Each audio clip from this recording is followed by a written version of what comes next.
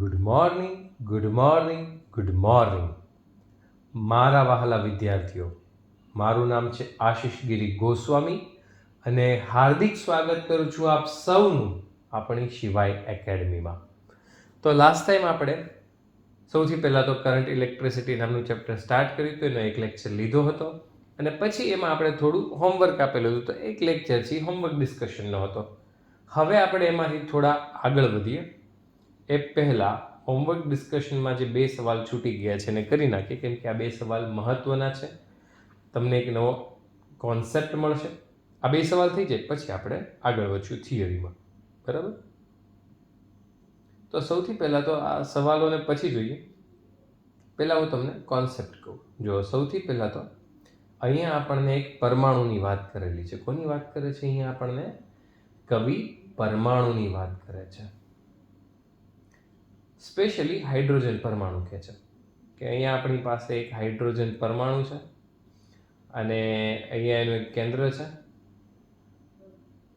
કેન્દ્ર વિશે તો વાત નથી કરી, પણ એની ફરતે જે ઇલેક્ટ્રોન ઘૂમે છે ને, આ ગોળ ફરતે જે ઇલેક્ટ્રોન ગોળ ફરી રહ્યો છે એ ગોળ ફરતા ઇલેક્ટ્રોન વિશે વાત કરી છે.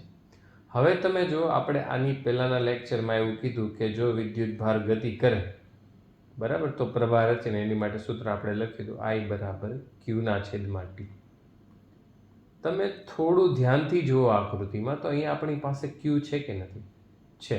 કેટલો Q છે? તો કે 1.6 × 10⁻19 કુલમ્બ Q છે આપણી પાસે. હા છે. આ ઇલેક્ટ્રોન ગોળ ફરે છે. ગોળ ફરે છે તો ગતિ કરે છે. ગતિ કરે છે તો એની પાસે સમય પણ હોવાનો છે. તો અલ્ટિમેટલી કહેવાનો મતલબ એવો છે કે ઇલેક્ટ્રોન અહીંયા પ્રવાહનું નિર્માણ કરે છે, પ્રવાહ રચે છે. પ્રવાહ રચે છે. ઇલેક્ટ્રોન જો અહીંયા પ્રવાહ રચે છે તો એ પ્રવાહ કેટલો હશે? તો ફરી વખત સૂત્ર તો એનું જ છે, એમાં કાંઈ ફેર નથી. તો I બરાબર Q/T. હવે આ T જે છે, આ T જે સમય હતો ને, આ સમયને હજી હું થોડો મોડિફાઈ કરી નાખું, ફેરફાર કરી નાખું અને હું એમ કહું છું કે એક ભ્રમણ પૂર્ણ કરવા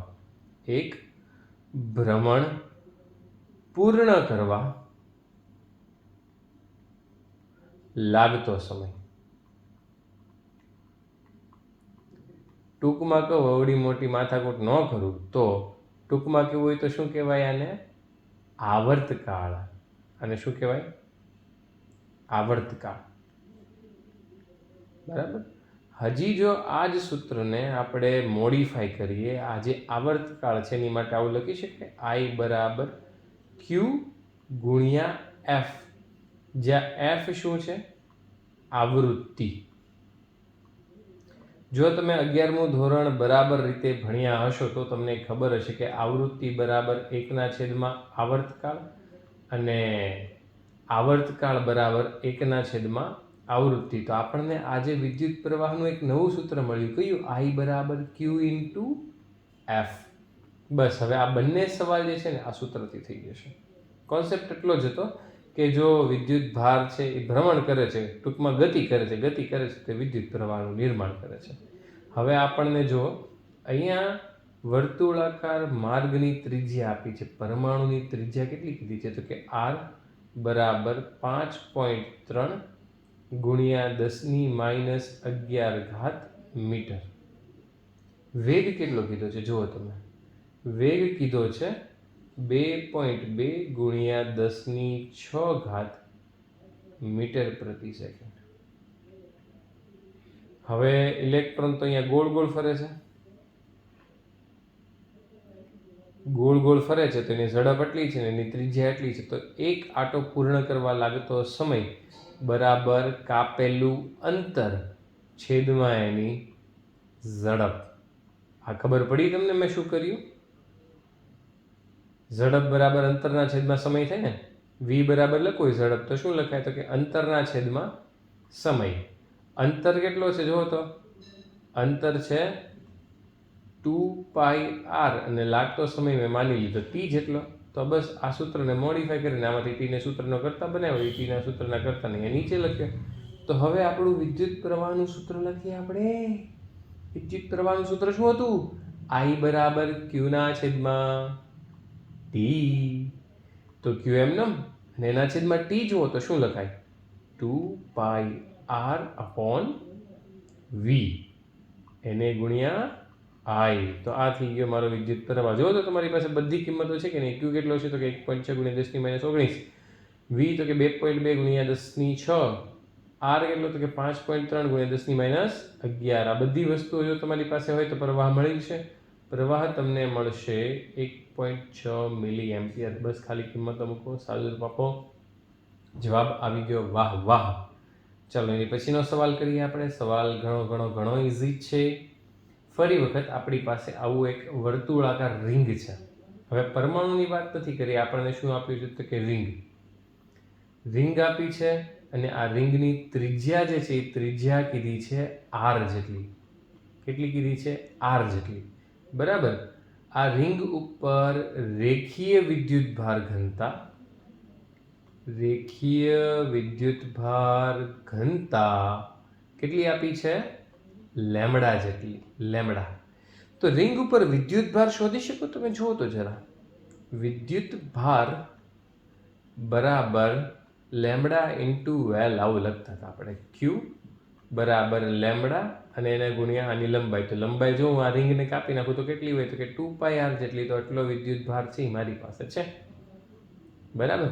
હવે એવું કીધું છે કે હું એને ગોળ ફેરવું છું. ઓમેગા જે છે એ રિંગને ગોળ ફેરવવાની આવૃત્તિ છે. ઓમેગા જે છે એ કોણીય આવૃત્તિ છે. બરાબર. કોણીય આવૃત્તિ આ કેન્દ્ર, અને આ રિંગને હું કોઈક રીતે પકડીને આમ ગોળ ફેરવું છું. આમ ઘુમા રહે હૈ, રિંગ કો ઘુમા રહે હૈ જી. તો કોણીય આવૃત્તિ આપી છે ઓમેગા. હવે જો તમને આવો એક સંબંધ 11માં ખબર હતો, ઓમેગા બરાબર 2πf. તો જો તો અહીંયાથી આવૃત્તિ શું લખાય? ઓમેગાના છેદમાં 2π. રસ્તો બનતો જતો એવું લાગે છે.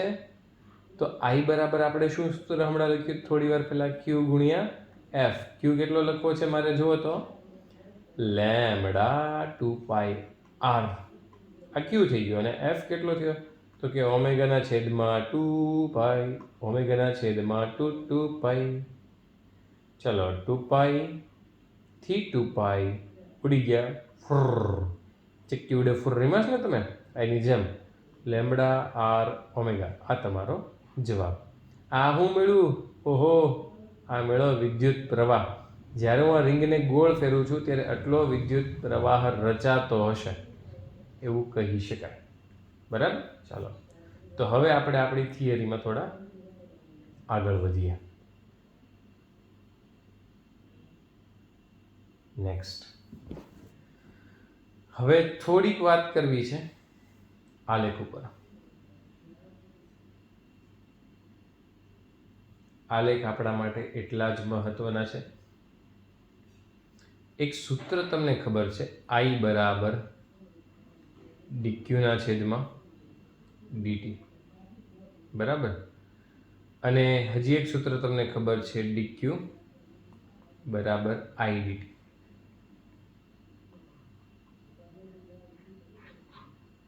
આ બે સૂત્રનો આપણે વારંવાર ઉપયોગ કરશું આજના લેક્ચરમાં, ખાસ કરીને આ આલેખવાળા ટોપિકમાં. હવે હું બે અલગ અલગ પ્રકારના આલેખ બનાવું છું. એક આલેખ હું બનાવું છું Q વિરુદ્ધ T, અને એક આલેખ હું બનાવું છું I વિરુદ્ધ T. બરાબર. અહીંયા Q શું હશે મારી પાસે? Q है विद्युत भार, T है समय, और यहाँ पर I है विद्युत प्रवाह, और नीचे जो T है T है हमारा समय बा. ठीक है. तो पहलो आलेख में बनाए विद्युत भार विरुद्ध समय, અને બીજો આલેખ મેં બનાવ્યો વિદ્યુત પ્રવાહ વિરુદ્ધ સમય. બરાબર. જો આવો આલેખ હોય આપણી પાસે તો મેં વાય અક્ષ ઉપર શું લીધું તો કે વિદ્યુત ભાર અને એક્સ અક્ષ ઉપર શું લીધું તો કે સમય. અહીંયા મેં વાય અક્ષ ઉપર શું લીધું તો કે વિદ્યુત પ્રવાહ, એક્સ અક્ષ ઉપર શું લીધું તો કે સમય. જો આવા પ્રકારના આલેખોમાં હું ઢાળ કાઢું, ઢાળ, તો ઢાળ હોય હંમેશા વાયના છેદમાં એક્સ. વાય શું છે જુઓ તો વાય છે વિદ્યુત ભાર અને એક્સ શું છે તો કે સમય. તો વિદ્યુત ભારના છેદમાં સમય મતલબ આ મને શું મળ્યું તો કે વિદ્યુત પ્રવાહ. બરાબર. તો જે ક્યુ વિરુદ્ધ ટીના આલેખ છે, આવા પ્રકારના આલેખમાં મને જે ઢાળ છે, ઢાળ શું મળે છે? વિદ્યુત પ્રવાહ મળે છે. આઈ વિરુદ્ધ ટીના આલેખની વાત કરીએ તો આઈ વિરુદ્ધ ટીના આલેખમાં હું આવા પ્રકારના ગ્રાફમાં હું ક્ષેત્રફળની વાત કરું છું.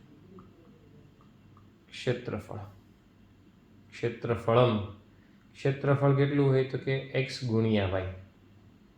બરાબર. એ તો તમે ભૌમિતિક આકાર ઉપરથી કરશો, હું અત્યારે ખાલી એકમની વાત કરું છું. બરાબર. યુનિટ શું મળશે એ મારે કાઢવું છે. એટલે એક્સ ઉપર શું લીધું છે તો કે સમય,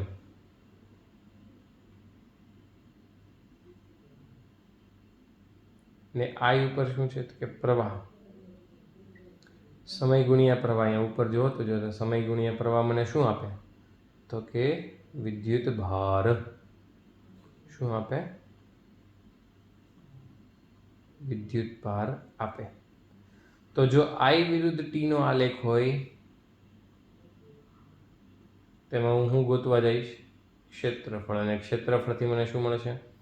વિદ્યુત ભાર. જો ક્યુ વિરુદ્ધ ટીનો આલેખ હોય તો હું ગોતવા જઈશ ઢાળ, અને ઢાળ મને શું આપશે? વિદ્યુત પ્રવાહ. વાત સમજમાં આવી તમને? ચાલો એક એક સવાલ બેનો આપી દો. બરાબર.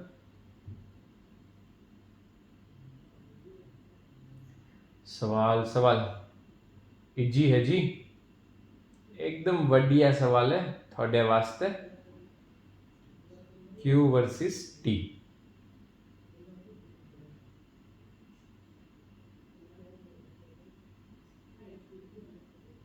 જાતે બનાવેલો સવાલ છે.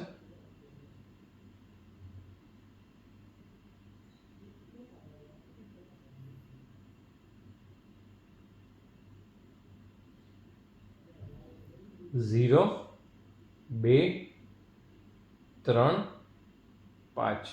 સમય જે છે ને એ સમય આપેલો છે સેકન્ડમાં, અને વિદ્યુત ભાર જે છે એ આપેલો છે માઇક્રો કુલમ્બમાં. બરાબર. તો તમને પૂછ્યું છે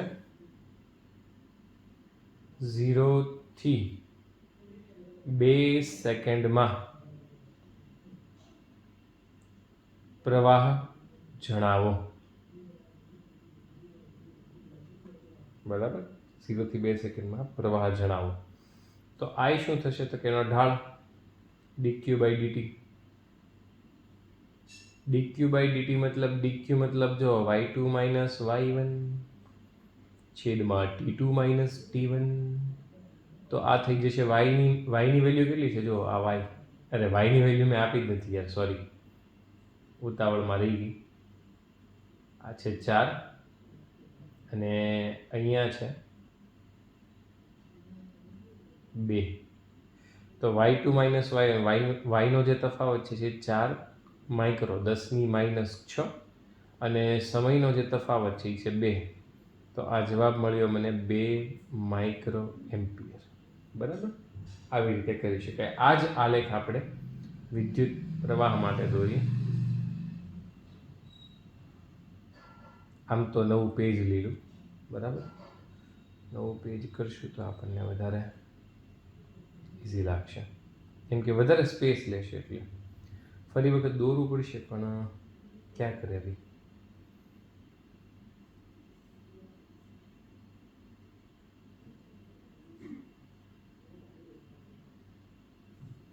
ફરી વખત અહીંયા ટી સેકન્ડમાં, અને અહીંયા મને આપ્યો છે આઈ જે છે મિલી એમ્પિયરમાં. બરાબર. આવી રીતે આલેખ ફરી એકવાર, फिर से ऐसे, फिर फिर फिर फिर फिर फिर हेरा फेरी, फिर ऐसे, फिर ऐसे ऐसे ऐसे ऐसे यहाँ तक। डेटाમાં કોઈ ચેન્જ નથી। આ 2, આ 3, આ 5, આ 0, આ 4 અને આ 2 કીધું છે 5 સેકન્ડમાં વહન પામતો વિદ્યુત ભાર કેટલો? વિદ્યુત ભાર કેટલો? સવાલમાં કાંઈ નથી। અહીંયા મારે શું કાઢવાનું છે? ક્ષેત્રફળ કે ઢાળ? મને કહી દેવાય લાલો। જો સૌથી પહેલા હું આવડા ઢાળ કાઢીશ, ये वाला। So green is 1, okay। પછી વાદળી, આ વાદળી માટે હું આવડા કાઢીશ ને વાદળી છે એ 2 છે।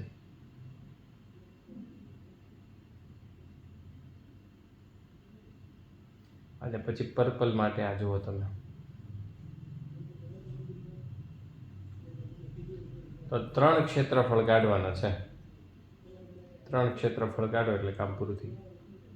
એકનું ક્ષેત્રફળ, લીલાનું ક્ષેત્રફળ। સૌથી પહેલું હું કાઢું? મારે લીલાનું ક્ષેત્રફળ। રામ લીલાવાળીનીઓ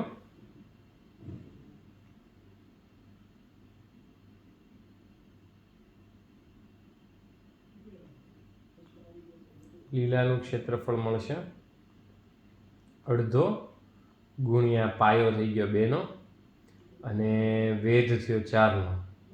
જવાબ મળ્યો 4 મિલી કુલમ। પછી માર્કર ક્યાં ગઈ મારી?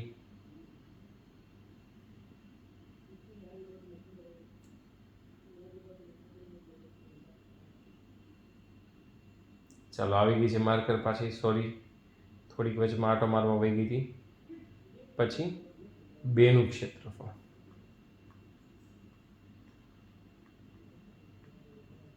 જો આવડો થયો એનો પાયો કેટલાનો દેખાય છે? 1 દેખાય છે ને 1, અને આ થયો એનો વેધ, વેધ કેટલાનો દેખાય છે? 2નો।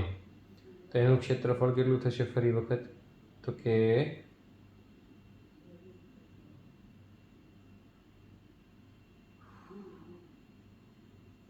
એનું ક્ષેત્રફળ થશે ફરી વખત અડધો ગુણ્યા પાયો એનો 1નો અને વેધ થયો એનો 2નો। તો આ થયું 1 મિલી કુલમ। અને હવે સૌથી છેલ્લું ક્ષેત્રફળ 3નું ક્ષેત્રફળ। 3નું ક્ષેત્રફળ એ લંબચોરસ થઈ ગયો। તેની માટે હું લખી નાખીશ લંબાઈ ગુણ્યા પહોળાઈ, બરાબર? લંબાઈ ગુણ્યા પહોળાઈ। જો આ કેટલાનું દેખાય છે તમને? 2નું દેખાય છે જુઓ તો, અને આ કેટલાનું દેખાય જુઓ તો તમે? 3નું દેખાય છે તમને? આ 2, આ 3, લંબાઈ ગુણ્યા પહોળાઈ, લંબાઈ એની થઈ 3, પહોળાઈ એની થઈ 2, 3 દૂને 6, તો જવાબ આવ્યો 6 મિલી કુલમ। તો કુલ ક્ષેત્રફળ લખીએ, કુલ વિદ્યુત ભાર બરાબર Q1 વત્તા Q2 વત્તા Q3 બરાબર 4 વત્તા 1 વત્તા 6 બરાબર 11 મિલી કુલમ। વાત સમજમાં આવી તમને? જો આલેખ આપ્યો હોય તો કેવી રીતે કામ કરી શકાય, બરાબર? એનાથી આગળ જઈએ હવે આપણે। હવે જો આપણે ઓહમ નામના વૈજ્ઞાનિકની વાત કરવી છે। ઓહમ શું કહે છે? ઓહમ, ઓહમ ભાવ, વોટ ધ ઓહમ ભાવ સેઝ? ઓહમનો નિયમ, ઓહમે નવરા બેઠા બેઠા એની અગાશીમાં હિંચકા ખાતા ખાતા એક નિયમ આપી દીધો છે, જેને આપણે ઓહમના નિયમ તરીકે ઓળખીએ છીએ અને જેની પાછળ આપણે થોડા હેરાન થઈએ છીએ, નહીં પણ આપણે સુખ સુવિધાઓ ભોગવીએ છીએ. ઓહમનો નિયમ. હવે ઓહમનો નિયમ સમજતા પહેલાં આપણે એક ઉદાહરણ સમજીએ. ધારો કે આ એક રસ્તો છે, બરાબર? આ રસ્તા ઉપર ક્યાંક ક્યાંક ખાડા છે, બરાબર? ક્યાંક ક્યાંક પથરા છે. આવી રીતે કંઈક ખાડા છે, કંઈક પથરા છે, કંઈક રોદા છે, રેન્ડમ છે, બરાબર? કંઈ નિશ્ચિત નથી. અહીંયા કંઈક પછી એક રોદો આપ્યો હશે, બરાબર? રેન્ડમ છે બધું. અને તમે અહીંયાથી ગાડી લઈને જાઓ છો, ટ્રાફિક પણ છે, બરાબર? રોડ ઉપર ખાડા છે, પથરા છે, બમ્પ છે અને ટ્રાફિક છે, અને તમે જાઓ છો અને તમે વિરોધનો સામનો કરો છો. વિરોધનો સામનો કરો છો એનો મતલબ એવો નથી કે કોઈ તમારું સામું આવે છે ને સામું પડે છે ને, એવું નહીં. વિરોધનો સામનાનો મતલબ એવો છે કે તમે તમારી ધારી સ્પીડે નથી જઈ શકતા. ધારો કે તમે એક રોડ ઉપર જાઓ છો ને, બધા તમે જે જાઓ છો એ જ દિશામાં જાય છે, તેમ છતાં તમે વિરોધનો સામનો કરો છો. વિરોધનો સામનો કરો છો સીધો મતલબ એ છે કે તમારે જેટલી સ્પીડથી જવું છે, જેમ જવું છે એમ તમે મુક્ત મને નથી જઈ શકતા, બરાબર? વિરોધનો મતલબ એવો નથી કે હામી ગાડી લઈને આવે એને જ વિરોધ કર્યો કહેવાય. આ ખબર પડી તમને? તો તમે વિરોધનો સામનો કરો છો. હવે જો હું એમ કહું કે તમને આ રસ્તો લાંબો કરી દેવામાં આવે, કેવો કરી દે? રસ્તો લાંબો કરી દે.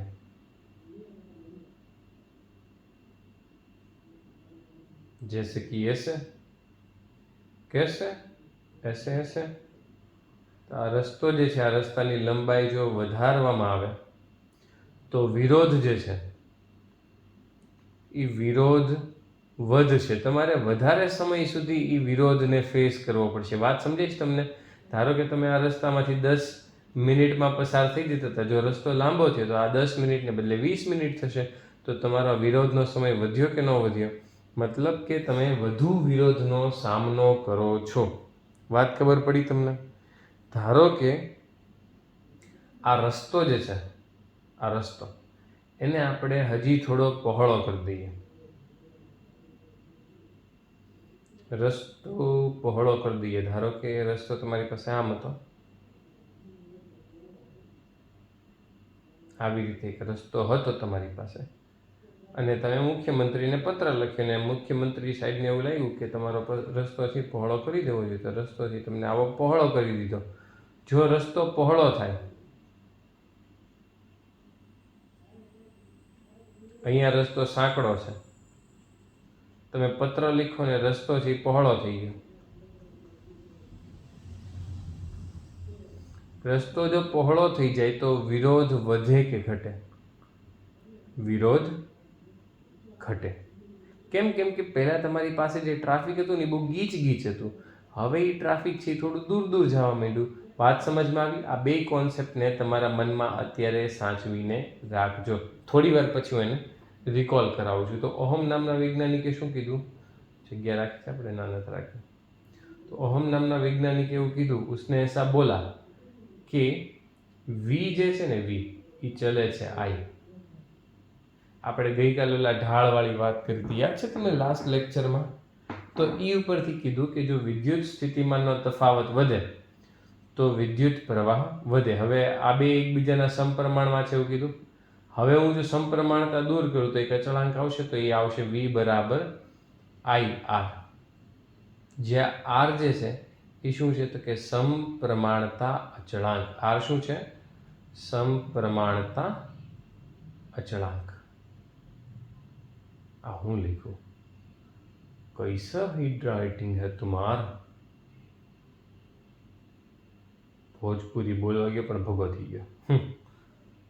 समप्रमाणता अचळांक. ने आ समप्रमाणता अचळांकने पछीथी આપણે એક નવું નામ લેશું, જે છે અવરોધ. વાત સમજમાં આવી તમને? તો આ અવરોધ જે છે એ અવરોધ જ હકીકતમાં આપણી સર્કિટનો વિરોધ છે. જેટલો અવરોધ વધારે એટલો વિરોધ વધારે, જેટલો અવરોધ ઓછો એટલો વિરોધ ઓછો, બરાબર? આ આરને શું કીધું? અવરોધ. હવે આ જે આર છે એની માટે આમ લખીએ, જો વીના છેદમાં આઈ બરાબર આર. હવે જો વી વધે તો આર વધે. દેખાય છે ને સમીકરણ ઉપરથી? જો વી ઘટે તો આર ઘટે. જો આઈ વધે તો આર ઘટે. જો આઈ ઘટે તો આર વધે. આ વસ્તુને તમારે બિલકુલ એટલે બિલકુલ મગજમાં રાખવાની નથી. આ સદંતર ખોટું છે. બરાબર? તમને સમીકરણ જોઈને આવું કહેવાનું મન થાય, પણ આવું બિલકુલ કહેવાનું નથી. તો શું કહેવાનું છે? કહેવાનું છે એવું કે આર એ વી અને આઈથી સ્વતંત્ર છે. શું કહેવાનું? વાત સમજમાં આવી તમને? આર એ વી અને આઈથી સ્વતંત્ર છે, મતલબ વીના વધારા સાથે આર વધવાનો નથી, વીના ઘટાડા સાથે આર ઘટવાનો નથી, આઈના વધારા સાથે આર ઘટવાનો નથી અને આઈના ઘટાડા સાથે આર વધવાનો નથી. આર જે છે એ વી અને આઈથી સ્વતંત્ર છે. બરાબર? કોની ઉપર આધાર રાખે છે આપણે જોશું, પણ એ વી અને આઈથી સ્વતંત્ર છે. તો હવે આપણે થોડી એના વિશે ચર્ચા કરી લઈએ. વીના છેદમાં આઈ બરાબર આર. તો એનો એકમ શું? એનો એકમ શું? આપણે એસઆઈ એકમ લખીએ આર ભાઈનો. એસઆઈ એકમ થશે એનો વોલ્ટ પ્રતિ એમ્પિયર. વોલ્ટ પ્રતિ એમ્પિયર. બરાબર? અને બીજો એક એકમ આપણે અલગથી વ્યાખ્યાયિત કરેલો છે જેને કહેવાય છે ઓહમ, જેની સંજ્ઞા છે આમ રોદા જેવી. બરાબર? આમ બનાવવાનું. તો આ ઓહમ જે છે એની સંજ્ઞા છે. બરાબર? હવે પારિમાણિક સૂત્ર લખવું છે. પારિમાણિક સૂત્ર. પારિમાણિક સૂત્ર આવડે તમને? પારિમાણિક સૂત્ર લખવાનું છે. ચાલો, તો પારિમાણિક સૂત્ર શું લખશું તમે? મને ખબર નથી, તમે કયો એ લખું. વોલ્ટનું પારિમાણિક સૂત્ર છેદમાં પ્રવાહનું પારિમાણિક સૂત્ર. હવે વોલ્ટ નથી આવડતું, પણ આપણને ખબર છે કે વી બરાબર શું થાય? તો કે ઈડી. એનું પારિમાણિક સૂત્ર છેદમાં પ્રવાહનું પારિમાણિક સૂત્ર બરાબર ઈડી. વિદ્યુત ક્ષેત્રનો એકમ ન્યૂટન પ્રતિ કુલમ છે, જો તમને ખબર હોય તો. ડીનો એકમ મીટર થઈ ગયો અને પ્રવાહનો એકમ થઈ ગયો એમ્પિયર. ચાલો, ન્યૂટન માટે શું લખી શકાય? તો કે ન્યૂટન માટે લખાય m1 kg મીટર પર second square. m1 l1 t-2 પછી પ્રતિ કુલમ્બ. કુલમ્બ એટલે થઈ ગયું એમ્પિયરની -1, ટાઈમની -1, મીટર મતલબ એલ લખવો પડશે ને યાર. મીટર મતલબ શું લખવો પડશે આપણે? એલ. લંબાઈમાં આવે નહીં તો, નહીંતર પાછું એ માસમાં ઘૂસી જાય. મારી જેવા ઘણા હોય.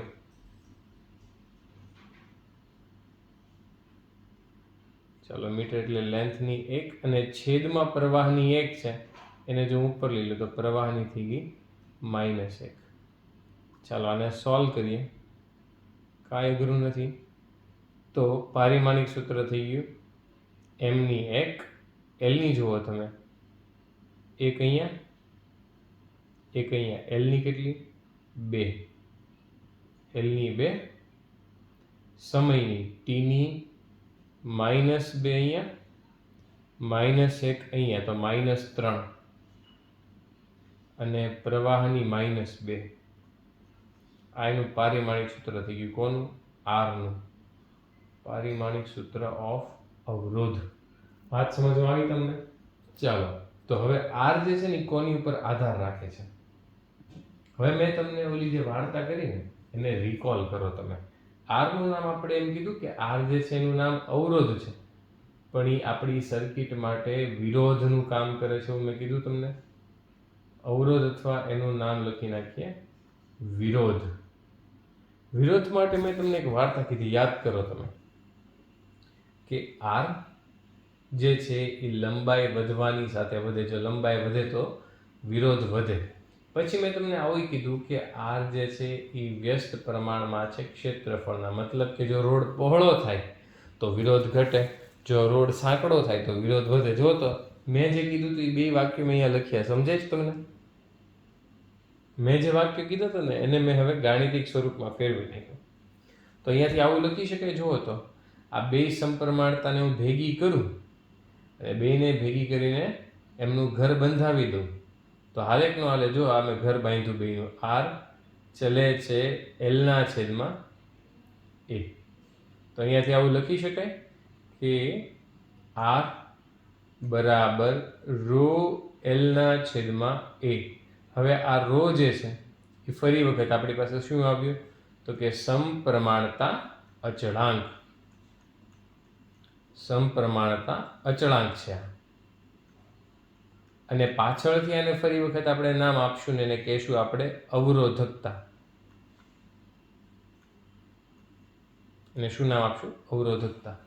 તો હવે આર જે છે એ વાહકનો અવરોધ છે. રો શું છે તો લખ્યું જ છે આપણે. એલ શું છે? તો કે એલ છે એ છે વાહકની લંબાઈ. અને એ શું છે? એ છે વાહકનું ક્ષેત્રફળ. પણ ક્ષેત્રફળ પણ કયું લખવાનું? આડછેદનું. બરાબર, ગમે ક્ષેત્રફળ નહીં. આટલી વસ્તુ ખબર પડી તમને? તો જો હવે અહીંયાથી તમે કહી શકો કે આર છે એ કોની ઉપર આધાર રાખે. અહીંયાથી આપણે આવું લખી શકીએ કે આર બરાબર રો એલ અપોન એ. તો આર જે છે એ દ્રવ્યની જાત પર આધાર રાખે.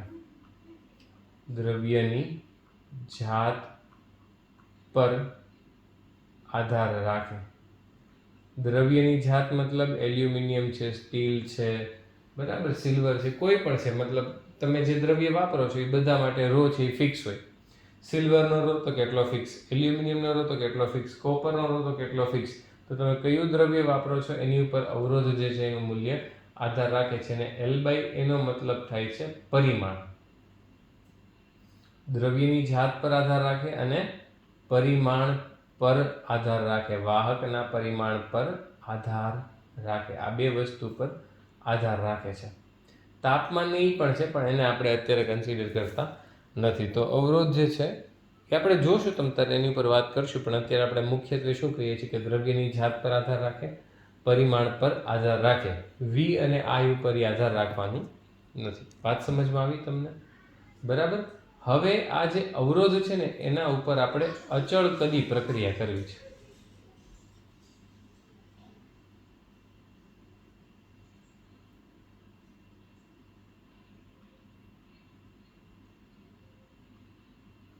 અચળ કદવાળી પ્રક્રિયા એટલે અહીંયા આપણે થર્મોડાયનેમિક્સ લગાડવાનું નથી. બરાબર. હવે મારે શું કરવું છે ખબર છે? ધારો કે મને આવો એક વાયર આપે છે.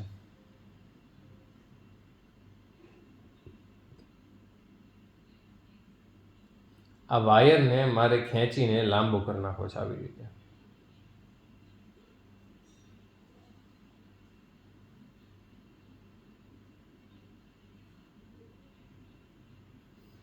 તો આમાં જે કદ છે ને એ અચળ રહેવાનું છે, આપણે પહેલેથી માનીને રાખીએ છીએ.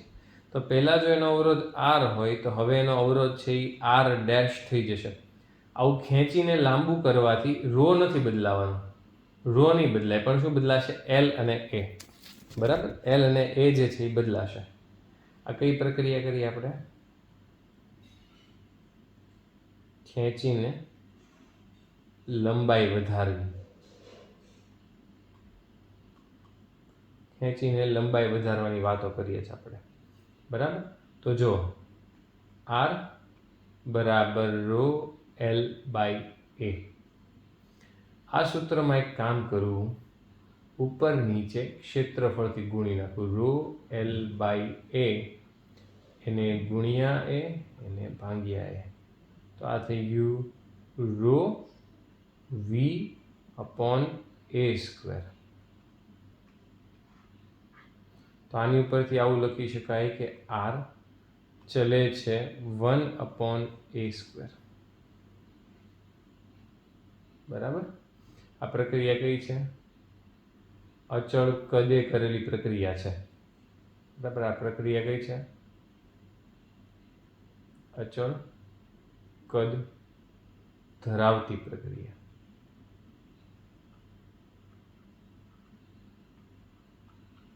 ધારો કે આ જ સૂત્રમાં આર બરાબર રો એલ અપોન એ વાળા સૂત્રમાં હું ઉપર નીચે એલથી ગુણી નાખું. R is equals to rho l by A, એને ગુણ્યા એલના છેદમાં એલ. તો સૂત્ર થઈ ગયું રો એલ સ્ક્વેરના છેદમાં વી. તો અહીંયાથી આવું લખી શકાય આર ચલે છે એલ સ્ક્વેર. આ બીજું સૂત્ર થઈ ગયું. આ પણ અચળ કદવાળી પ્રક્રિયા છે. બરાબર. વાત સમજમાં આવી તમને? આના પહેલા આપણે સૂત્ર આવું લખ્યું હતું કે આર ચલે છે એલ, આર ચલે છે 1/a, અને પછી આપણે બેને ભેગા કરીને લખ્યું હતું આર ચલે છે એલ બાય એ. વાત સમજાણી હતી તમને? અહીંયા જુઓ મેં શું લખ્યું કે આર ચલે છે એની જગ્યાએ શું લખી નાખ્યું મેં? આર ચલે છે 1/a સ્ક્વેર. અહીંયા જો આર ચલે છે એલની જગ્યાએ મેં શું લખી નાખ્યું? આર ચલે છે એલ સ્ક્વેર. હવે આ ઉપરવાળું જે સૂત્ર છે, નીચેવાળું જે સૂત્ર છે, એમાં ફેર શું છે ખબર છે? કે આ બેને ભેગા કરીને મેં આવું લખ્યું. આ બંનેને ભેગા કરીને આને અને આને, આ બંનેને ભેગા કરીને હું આવું નહીં લખી શકું કે આર ચલે છે એલ સ્ક્વેરના છેદમાં એ સ્ક્વેર. નહીં, આ વાત ખોટી પડશે. વાત સમજાણું? ઉપરના સમીકરણમાં જ્યારે આર છે એ એલ ઉપર આધાર રાખતો હતો ને, ત્યારે સાથે સાથે એ ક્ષેત્રફળ ઉપર આધાર રાખતો હતો. આ સૂત્રમાં જો આર જે છે ને માત્ર અને માત્ર એ સ્ક્વેર ઉપર આધાર રાખે છે, કેમ કે રો અને વી કેવા છે? અચળ. બરાબર. આ સૂત્રમાં તમે જુઓ આર જે છે ને આર એ ખાલી એલ સ્ક્વેર ઉપર આધાર રાખે છે. રો અને વી કેવા છે? અચળ. તો અહીંયા આર ચલે છે એલ સ્ક્વેર, મતલબ આર માત્ર અને માત્ર એલ ઉપર આધાર રાખે છે. અહીંયા ઉપર આર ચલે છે 1/a સ્ક્વેર. અહીંયા આર જે છે એ માત્ર અને માત્ર એ સ્ક્વેર ઉપર આધાર રાખે છે. જ્યારે અહીંયા આર ચલે છે એ લખ્યું ત્યારે એલ ઉપર તો આધાર રાખે જ છે, સાથે સાથે ક્ષેત્રફળ ઉપર પણ આધાર રાખે છે. એટલે આ એક વસ્તુ ખાસ ધ્યાન રાખજો, તમને કન્ફ્યુઝન ન થાય. બરાબર. તો છેક સુધી લેક્ચર જોવા માટે બધાને ખૂબ ખૂબ ધન્યવાદ. Thank you.